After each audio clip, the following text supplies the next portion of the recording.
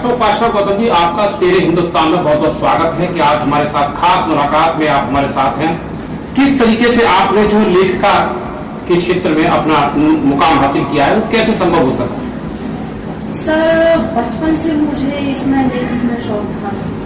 कविताएं में लिखती भी और कुछ कहानियां भी लिखी। इसके बाद मैंने कुछ लेख लिखे। शोध क्षेत्र में भी मेरी बहुत रुचि थी, तो उस कारण से मेरा बहुत जुड़ाव बना रहा और कविताएं मेरे अंतरात्मा में बसी हुई। गौतम जी, जो आपने कविताएं जो लिखी है, तो ये जो प्रेरणा थी कविताएं लिखने की, लिखने की और लेखन के क्षेत्र में आपको आना था। लोग अक्सर क्या काम करते हैं कि एजुकेशन ग्रहण करने के बाद, शिक्षा ग्रहण करने के बाद नौकरी की तरफ जाते हैं, लेकिन आप लेखिका बनी, तो लेखिका बनने के बाद आपने कई किताबें भी लिखी है जिसका विमोचन होना बाकी है। तो ये कैसे संभव हो सका और किन की प्रेरणा से हुआ? समाज की परिस्थितियां, बहुत सारी परिस्थितियां मिलकर के प्रेरित करती लेखन की, कलम उठाने के लिए। कोई भी कवि तब तक नहीं होता जब तक वो किसी के दूसरों के दुख से जुड़ाव नहीं होता, कभी कलम नहीं उठा पाएगा, वो कभी प्रेरणा नहीं ले पाएगा। तो बहुत सारी स्थितियां, परिस्थितियां इसके लिए जिम्मेदार होती हैं। और दूसरा, अपना स्वयं का जो एक बोझ है कि समाज में इतना दुख है, दर्द है, तो बहुत सारा दर्द बसता हुआ है, बस कलम उसी को बटोर देती है। दर्शक, आपने जो कविताएं लिखी हैं जिसमें आपने जो है अपना वर्णन भी किया है, उसमें वर्णन किया है, क्या दामिनी जैसी हत्याकांड हुए हैं, दामिनी जैसी घटनाएं प्रकाश में देश में हुई है जिसमें कानून भी सख्त हुआ है, तो इस संदर्भ में भी आपने कोई कविताएं अपने लेखन में लाई?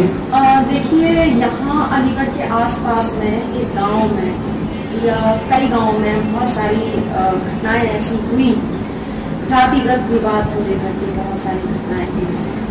तो उस पर मैंने एक कविता लिखी है, FIR। तो FIR में क्या दर्शाया है आपने? FIR में जातिगत उत्पीड़न है, स्त्री उत्पीड़न है और किस तरह से एक पूरी प्रक्रिया उसमें चलती है उस पूरे मामले को दबाने के लिए। तो उसको मैंने केस बनाया।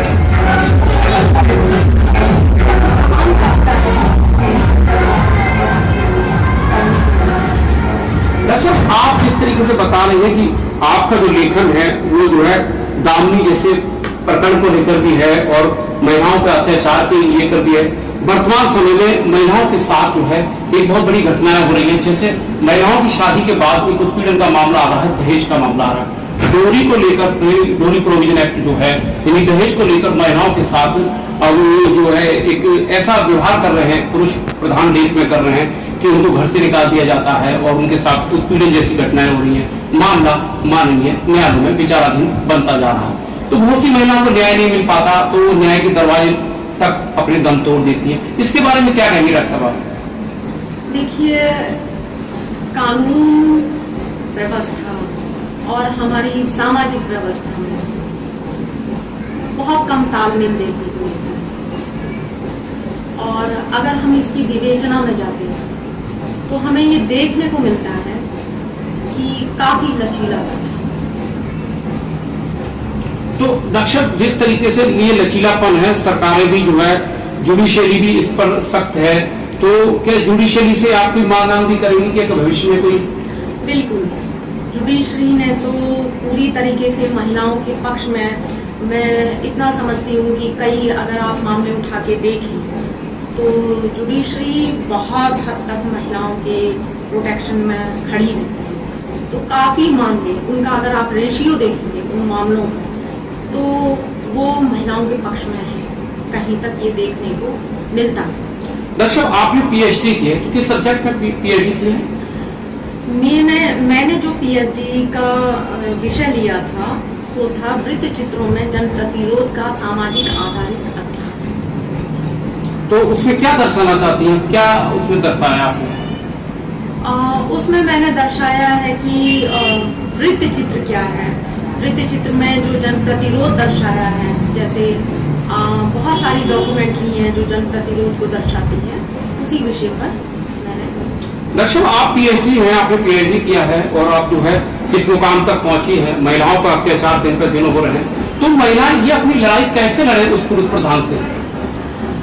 देखिए, इसके लिए तो महिलाओं को खुद सख्त होना पड़ता है। सबसे बड़ी चीज है कि महिलाएं भावुक होती हैं। जब भी उन पर घरेलू हिंसा की बात आती है, उनको घर से निकाला जाता है, तो वो बहुत भावुक होती है। वो अपनी भावुकता में बहुत सारी चीजों को फेस करती है। तो महिलाओं का एक भावुक पक्ष होता है जो पुरुषों से अलग होता है। तो इस सारी चीजों को और बहुत सारे उनके सामने जो मसले होते हैं, सबसे पहले आर्थिक मसला होता है, फिर सामाजिक मसला होता है, व्यवस्था का पूरी व्यवस्था का ही मसला होता है। एक तरह से देखा जाए तो बहुत सारे फैक्टर हैं जो महिलाओं को कमजोर करने में निरंतर अपनी भूमिका निभाते हैं। तो मेरे ख्याल से हमें ये देखना चाहिए कि जब भी महिलाएं सख्त होंगी या वो अपनी लड़ाई खुद लड़ने के लिए जब वो आगे आए, तो जितना हो सके हम उनके पक्ष में खड़े रहें। तो दक्षिण, आपका ये कहना है कि जो महिलाओं के साथ जो जाति होती है और जो जुल्म भी करने वाला है, तो महिलाओं को ये लड़ाई अपने घर से ही शुरू करनी चाहिए, क्या यही मकसद है क्या? देखिए, ये कोई जोर जबरदस्ती की बात नहीं है। ये कोई मसला नहीं है कि अगर आपको कोई समस्या नहीं है तो आप क्यों लड़ेंगे, तो कोई बात नहीं हुई। बात ये है कि यदि आपको कोई समस्या है या आपके साथ घरेलू हिंसा हो रही है, वो कोई भी हो सकता है, किसी भी पद पर बैठी हुई महिला हो सकती है, वो कितनी भी पढ़ी लिखी महिला हो सकती है।